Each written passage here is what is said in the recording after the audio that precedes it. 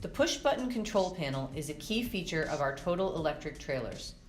The panel operates many functions on the trailer: interior and exterior lighting, rear stairs and ramp function, as well as custom features that might be included on some trailers.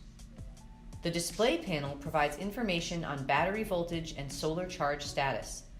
A letter Y or N indicates whether the solar panels are currently charging the batteries or not.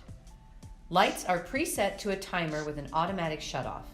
After 90 minutes, the panel will begin beeping for 10 minutes, and then the lights will turn off. To turn the lights back on, press the button. Total electric trailers are also equipped with a door shutoff switch, which operates much like a refrigerator. Anytime the back doors are closed, the trailer is powered off.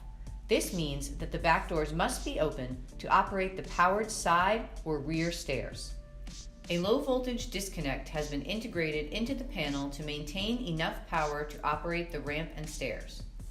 If the battery voltage falls below 11.8 volts for a period of time, the lights will automatically turn off to preserve power in the batteries. To charge batteries, your trailer can be plugged into a generator or a 110-volt shore power using an extension cord. The shore power plug is located behind the license plate.